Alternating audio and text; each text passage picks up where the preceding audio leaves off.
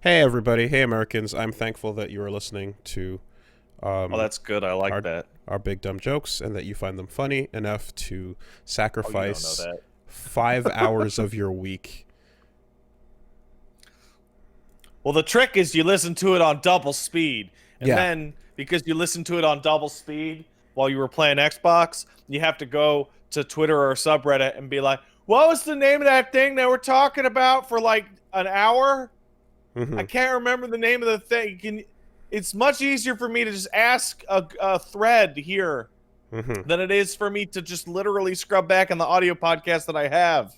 Or check the timestamps, which are now up on the site on castlesuperbeast.net. You can see the timestamps on every episode as it's posted right away. So there's that help too. Um, pretty useful.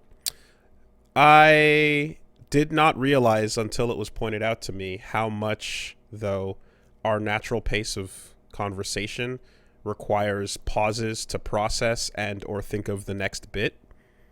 Mm-hmm. We take a lot of like pauses. Sometimes there's a pregnant pause for humor, but other times, Yeah. if we're deconstructing, there's a stop to consider where to go next as you pass the Yeah. ball back and forth. Absolutely. And I didn't realize just how long some of those gaps were until someone pointed out that there's too many silences, and then that it's an issue. Um, at which So point I thought of how uh, there's definitely the cut all the space and breath out of your speaking style editing on YouTube, and I Oh, think don't I care for that. I don't mind it when it's a short video. If it's a 5 minute video, then it's not a problem. But if I were to sit down and listen to a conversation like that, like, yeah, I'd get anxiety. It'd get I way I I, too dense. I feel that I very much agree with you on this. In that, yeah, you watching a 2-3 minute video, jump cuts make a lot of sense. It's a quick video. It's like, hey, bro, here's where you get this thing. Go here, jump on the thing, or whatever. But I have watched like 30-minute films, 30-minute dissertation videos that is literally one edited jump cut of line to the next. And I can't do it because it makes me like I'm waiting for the natural break in the thing so that I can think about the words that are being said. I need the words.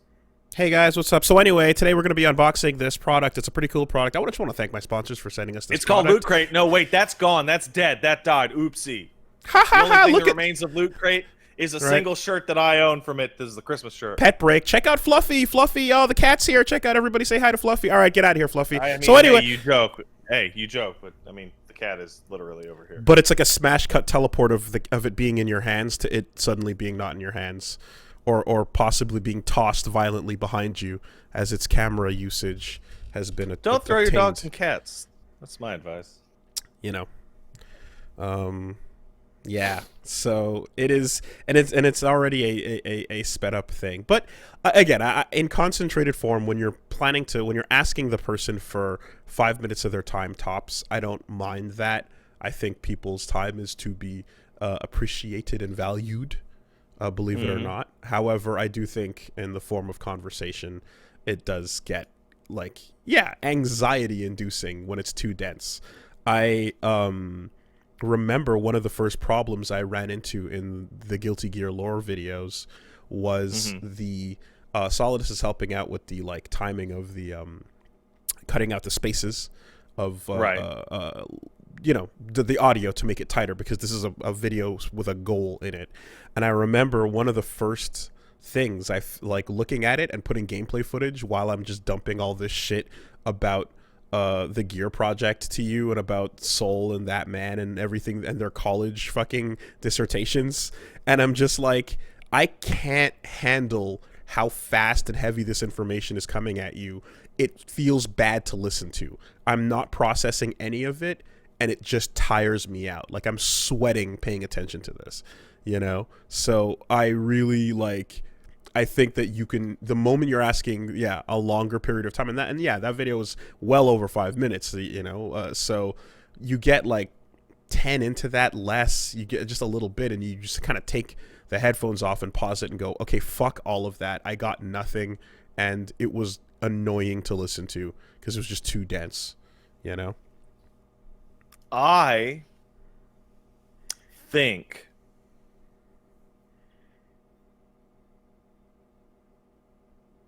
that what we should do. Okay. Well, I'm glad I brought this up because here we are. This is where we are. We're at the point where, yep, this is happening. Got it. I'm thinking now. Hold on a second. It's going to be a good thought. Has Pat.exe has not frozen. It's merely deliberately pretending.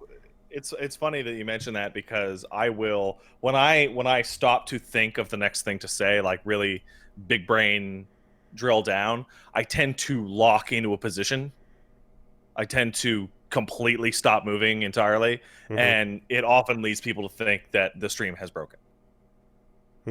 Because I will go, and I'll just like sit there with my like looking up at the sky with like my finger out in a specific pose, but not move at all for maybe 10 seconds. Yeah. And that's where all the really good jokes come from. Well, that's the thing is that though, like I do that, but I feel like I do that for just like basic humor because again, I feel as if I feel like I've always been the slower car on the road in terms of like the wit, the repartee, the ability to bat boom, you know. But like if I can charge and bide my time, I can release a good one every once in a while. It just takes me a second to get there. I was recently talking to a friend of mine, and I started to make a gag. I started to make a funsy, a goof, if you will. And I got 4 words in, and then came to a dead stop as the rest of the joke had never formed. It just never arrived. And they said, dude, why didn't you just wait 2 seconds, finish it in your head, and then just say it? And all I can respond with is, I literally don't have time. Almost everything I say, the end of the sentence is not there by the time I start talking. So you start talking, and you're hoping that the speed of the joke writing will complete itself by the point that the words have to be. Yeah, okay, I got it. So yeah, I don't have enough confidence to throw those out there. I have to let it percolate for a second and then eventually get to it. In some other cases, the delay is when, let's say, you are talking or establishing something, such as I'm doing right now as you are receiving the information, if we're getting meta. While you're in the reception mode, your brain gets to start processing, one, how you feel about a situation or what your response is, and then 2, what the funnier version of what you feel is, and how to angle yourself there instead. So you take some travel time to go from where you actually are to what works best, and then you travel, and then you go, and there it is, and you attack from that angle. Yeah, there's a real feeling of, like, on occasion, that'll trap you, however, because you get into the situation where the subject you're talking about will shift tones, but I prepped for the starter tone. And now that the tone is sad, my clown fucking joke is no longer appropriate. But god damn it, I'm gonna see if it still works. I think the most unfortunate reality of I saw somebody in the chat just say building the road as you drive, so to speak, is that occasionally you build the road wrong, and that ends up with I would say 3 times a broadcast word salad nonsense statement that means nothing to anyone, where you end up going, oh man, that's really good when the money pocket man go, and it just complete failure. Yeah, so I don't, because you see, because you're racing so close to the draw distance of your joke, of what you're trying, of your point, Like you can trip over it and fall out of world, and then it can, and then crash the whole thing. I give it time for it to load up, but what happens to me is occasionally I'll have to pull something from far in the past or from in the recent past, but super deprioritized. And then I fucking stagger and I'm like, oh my God, my memory. What's that thing? You know, the thing that I really talk about, that I enjoy, that I shouldn't have a hard time remembering? Well, it's gone now because I've been processing something else entirely, you know? And then that data it's like, I know goes this. away. I should know this. How do I not know this? Yeah. It's gone. But if I need a rollback. Exactly, I need a rollback in those moments. But if you wanna enjoy like what like comfort you have in developing the ability to like do this entire tactic over time, if you sit down with someone who's brand fucking new to it, like Reggie, and who finds himself like lost, and then he lights a match, and then it turns out, oh no, I'm under a bus. When did I get here? Yeah. And he's trying to find his way out of the bus. And it's like, okay, well, if no one's going to drive this bus to continue moving so that he cannot escape it, then I guess I'll get in and stuff. Yeah. I didn't put the bus here, but now that it's here and I see Reggie trying to leave or crawl out from under it, I'm going to drive it so that he stays underneath it no matter where he crawls to. Because look at you now. You know. Now you drive the school bus. Now I drive the bus. When you said bus, I'm literally, at every word that you said, I was modifying the first two words of blah, blah, you drive the school bus now. Because it's that Simpsons thing. And now that we're doing word jokes, I'm going few word do trick from the Office thing. Throw that in there because you got to get it in. And then right away segue to something a little more on point is coin keep, do big minute speak, go, word. That's good. Why use big word when small word do good? Which actually might be just as long to say as the real version. I think my favorite variation of this is that when you are hitting the edge wall, either of your own personal memory or of the speed of your brain, mistakes happen, and occasionally those mistakes can be deeply embarrassing or illuminating. The number one of which that I will never live down, which I think is like 18 months old now, where I was thanking people for subs, and I just straight up looked directly at the camera and went, "Oh, thank you, money," and went, I mean, thank you all for your generous support. And Paige had one where she couldn't remember what the concept of money was, so she said, "Thank you for number." Yeah. Because I can see that her brain just goes, "Well, you do the stream, and then the people are nice, and then the number go big." Number. It really is outrunning the draw distance, as it were. Have you ever had my favorite variation of this is people who remember that gag will change their donation name to "Thank you for money X subs," and the message will be as if I were reading a generic non-message sub in an asshole way. I have to appreciate the goof. Comedy's hard, and I should know. I'm not a comedian.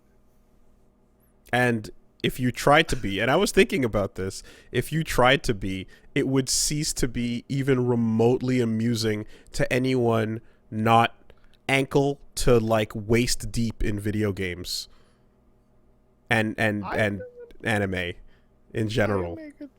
No, the references are crutches. We require the framework of our humor to be based on that which Japan has given us. Let's not pretend. We're going to stand on our own 2 feet here. I'm afraid of poop on my pants. That doesn't have anything to do with video games. No, but Z targeting a colostomy bag absolutely does, and it's a way funnier place to go with it. It's true. You're right. This is what it is. You know, I've heard the stories about Vine kids going up on stage at an open mic. It's And not the same. It's not the same. It ain't. And the thing is, what the comedians have had to say is, it always fucking sucks because they will, at their first couple, they always have a ton of fans that come out that really just want to take a picture and chill, that are gonna not necessarily represent what actual comedy is. It's just your established audience in a way, but that's not really universally funny, you know? And those people are gonna like, it's like your family coming out to your first show. You're gonna have a weird artificial reaction. And if they my mom would clap on any stage that I was on. And if you decide to stick around long enough that they don't care about you being on stage anymore, then you get to feel the real heat or lack thereof, and you bomb in the truest sense of the word. The kind that, like, you go to sleep with and it stays on your chest, you know? And yeah, you got to feel those. We live a very bizarre, like, variation of an entertainment lifestyle, because bombing on stage is so damaging as to be physically damaging to viewers of the event. Like, I have almost retched in anxiety watching people bomb on stage. Yeah. It is so uncomfortable. Yeah. I can say... I can't believe it. I can say that with great pleasure and privilege that every time I've physically been on a stage addressing a crowd of people, that I've never had to have a please clap moment. Usually, if anything, I find that there is the timing of IRL delivery, especially to like a large room, is such that you get a lot of time to come up with the next punchline or bit or whatever the case is, and it makes it a lot easier. And then, like, you gotta drop one and have it be, you know, pretty all right. And then while that's happening, you can just work on the next thing in your brain. While you were talking about that, I decided to test, and I watched 4 seconds of that girl on stage with the dummy. And I don't know if you can tell, but I almost threw up. Oh, yes. I just skipped to the middle What of is the video. What is the name of my favorite video? I just looked up girl ventriloquist cringe. I'm tapping out, I'm tapping out, I'm tapping out, I'm freaking out, I'm freaking out. And it was prior to the... It was prior to the upset, and I just... They're not laughing. Like, I just, like, gagged a little, and it's... No, that one... See, now that... Here's the thing, though, right? There's other factors, because that one, she is at a school auditorium. You can hear her friends are there in the front trying to cheer her on. So there is some support, but also because it's that high school thing, it's exponentially worse because that's a Sagat scar being slowly cut in. You get to over live the with course this of until you 2 leave minutes. This social situation. It is a slow Sagat scar being burnt in, and it takes a while for it to happen. But I think the older you get, the less those moments damage you. But, like, that one is a rough one because you know it's going to stick around for a while. Brutal. Yeah. Cringe compilations, you guys. You want to know if somebody's, like, a complete psychopath? Have them watch people bombing on stage, and if they're just totally chilling, sipping their drink, no problem, you need to get away from that person. Because it's so... They're disconnected. That I feel sick. Just... I'm thinking of every... Oh, it's bad. Like, oh, man, here's a direction I didn't think I was going to go for. Even Joker was aware of when he bombed on stage. Yeah? Anyway. You know what I'll give props to? Those young men who are now probably our age, hanging out in their local parking lot, reenacting their favorite moments from the acclaimed hit game Kingdom Hearts 2. Journey to the parking lot. Mm-hmm. That is highly cringe, but you don't take the same kind of like wretched, like diseased wound damage from it, because they had a good time and maybe they're a bit embarrassed afterwards. Exactly. In the moment, it was a private filmed event. It was a cinematic masterpiece, and it was not anything that they regretted. And perhaps when they did eventually, it was way after the fact with some distance and perhaps even the comfort of, oh God, look at my old self. Yeah, I was a stupid kid. As opposed to in the moment, live in front of an audience, and then the follow-ups afterwards, right? You didn't have to suffer immediately. Totally. I think we're in a very unique position because you and I have both, on many occasions, had bits, gags, jokes, goofs, anecdotes, and stories completely fail outright. Just crickets. However, because of the wonderful nature of the fact that I'm looking at a tiny little light and a roughly cylindrical microphone and not 2,000 people actually standing in front of there, you can take that non-human damage a lot more easily. Therefore, your embarrassment can be played for laughs instead of making people want to vomit. Yes. This is, again, any of the best comedians I know will all have the skill of acknowledging the bomb and using it to further dig down the path of like failure and embracing the fact that, like, yep, we all have to acknowledge the absolute anarchy and damage that bomb left. You know who's a really good comedian in that it's the only time I can ever think that he put a bomb into his set to make the rest of his bit work. It's Bill Burr.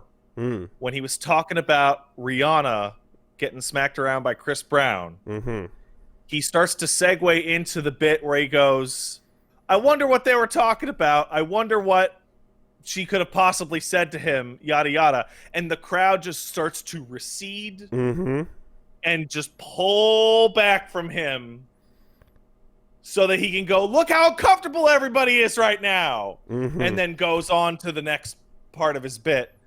Yeah. That's scary.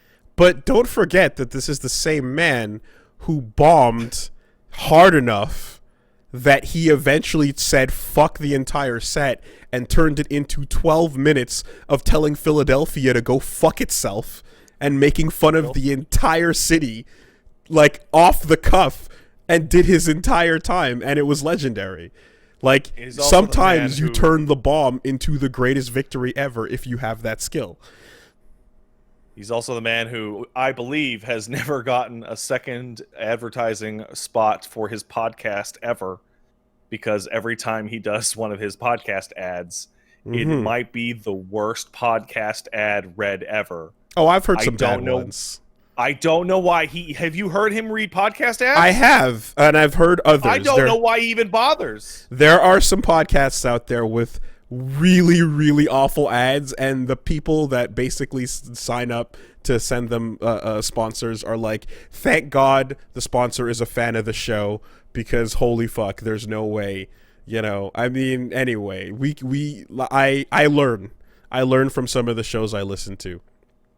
But yes, the legendary fucking 12 minutes is one of those great stories. Because, yeah, technically, he wasn't bombing in any other, like, usage of the word, except for the fact that they hated him and they didn't like the material and they were being too aggressive on that entire tour. Well, there's a whole... You can go listen to the backstory of it from their perspective, but... Philly's... yeah. Philly. But, sure. But what I was going to say before that was you see all those great moments we talk about, all those, you know, the parking lot, or for Frodo, you know, that's another classic. Man, dude does the full for Frodo speech as people are getting ready to write their exams silently at their desks in what has to be at least university, if not college. And it looked like and then after yelling for higher Frodo, he then just slides quietly to his desk and starts writing. And Is no this one the part of the where we go down the video. Yeah. in my mind's eye, he runs out the door, but he doesn't, does he? No, he has to write his exam. He said, I thought my classmates could use some motivation, so I'm gonna go give them the Return of the King speech. And then he goes and then he does it, and then he sits down to write his exam. And everyone just has to hold that. They have to feel it, and it has to stay in the room for the entire time that they write. It's great. So all this makes me like roll my eyes extra hard whenever I see people using cringe as just a way of saying I didn't like what you did, because it's like cringe is that's not it's a it. flavor. If someone says something and you disagree with it and you go ooh cringe, it's like that's fucking stupid. I hate that. No.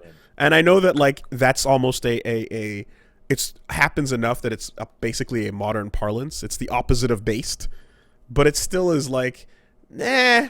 I much prefer cringe when it specifies the feeling you get from watching those videos.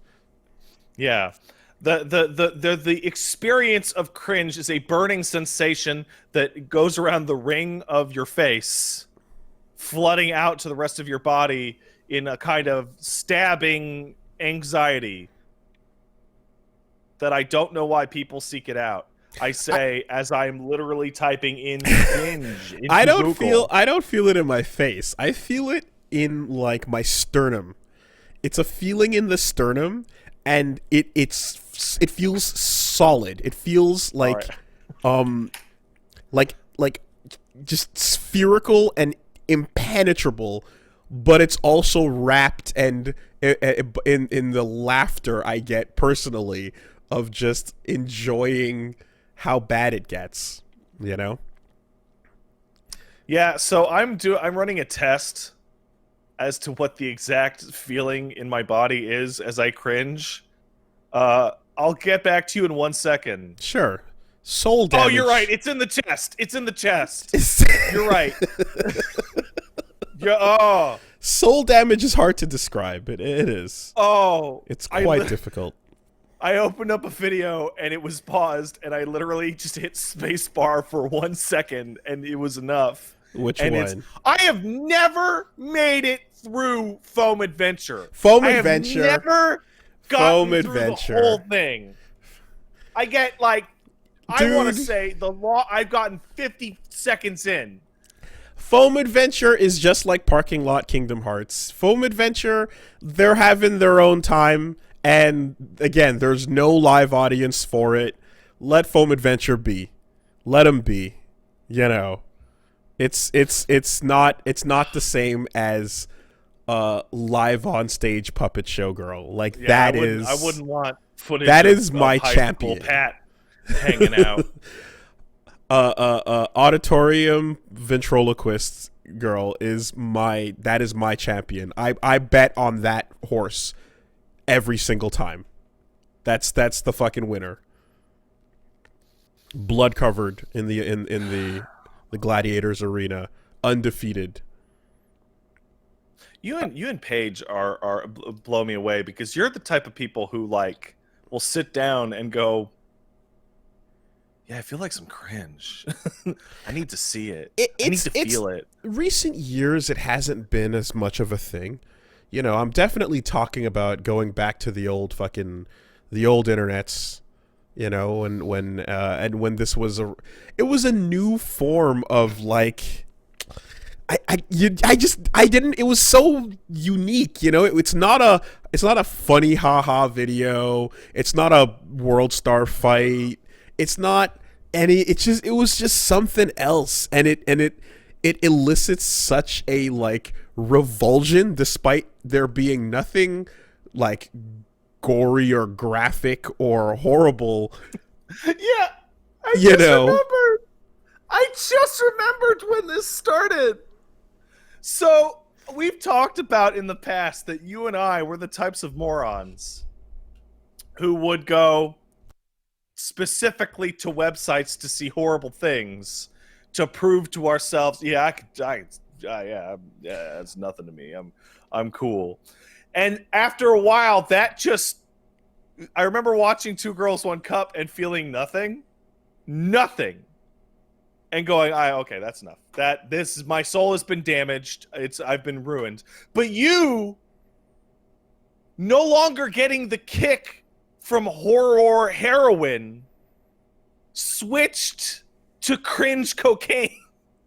Now you needed to feel bad in your heart.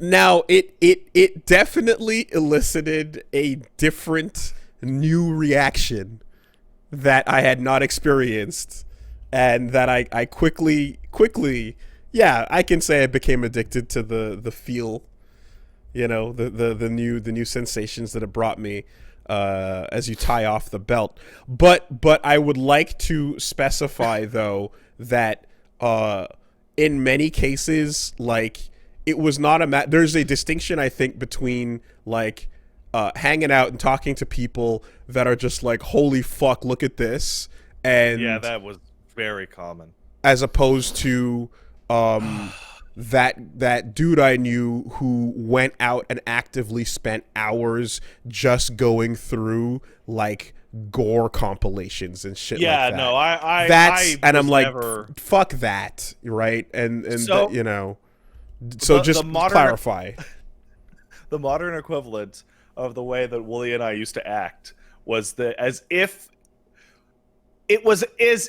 we were 20 years ago friends with current modern day Justin Wang, and instead of making a video about the Sally Acorn love doll with a skeleton in it, he would go, dude, check this out. And you'd go, ah! And he was like, do you want to see another? And I go, yes, I do. I will watch the whole playlist, Justin. It's someone in the back of class holding out their phone and showing you some shit. And you're over here and you're like, what the fuck are you? Oh my God. And then you just keep watching. Have some more? You keep watching. More. Yeah. That's crazy. Mm-hmm. It's that friend. Absolutely. I'm happy to follow Justin Wang on Twitter. I hate his Twitter. It is the worst Twitter I follow. I cannot mute him or unfollow him. I need to see everything. It is the Twitter that makes me the most legitimately upset, that I make sure that I see every tweet.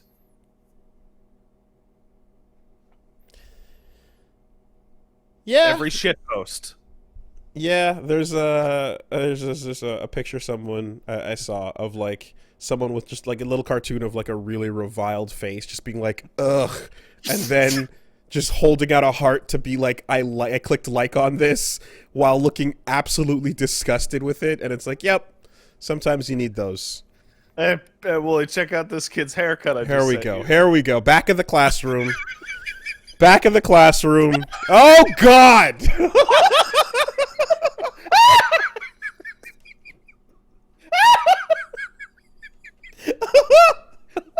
Oh God. Okay. Yep. Back in the classroom. Teachers turn towards the blackboard. What do we got here? Oh man. I just retweeted it if you guys want to check it out. Oh, just fuck that. Top of his head. Fuck those parents. Fuck them. I can't. Just if you want to check out what I'm talking about, you can either check out Justin Wang's Twitter, he retweeted it, or I or yours, yeah. At 7:40 p.m. on Monday, horrible. November 30th. The fucking negligence, just ugh. Anyway, So yeah, this is the experience. This is the experience back in the day. There's one person over on the computer that somehow we've acquired in either a laptop that somehow has internet access, or we're in the computer lab where we're adjacent to a computer, and somebody goes, "Yo, man, check this out."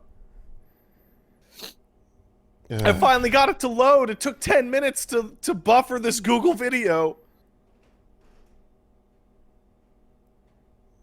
Yeah. And this is the part. Oh, you didn't even. There's a fucking rear shot on it too. Anyway, What?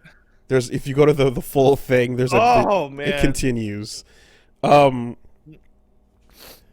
Yeah. No, this is the part where I chastise you, and then turn away for 30 seconds, and then send you a link to a kid doing a fucking TikTok dance with his terminal grandfather in the background on a bed, and the kid's like whatever, like some looks like he couldn't be older than like 17 or 16, and he's trying to like turn it into a moment where he's dancing for the grandparent, and it's just like, why would you do this? Which would you put up higher than that? Because I've seen the selfie on like leaning over the hospital bed selfie with like, haha, Nana's dead. Yeah, there's a couple Rip of in those. peace, Nana. It's like, I hope a ghost haunts you. Doing it for Musical.ly. Yeah. Anyway, speaking of soul damage, I haven't laughed like that in like 20 years. That's a specific laugh for specific emotions.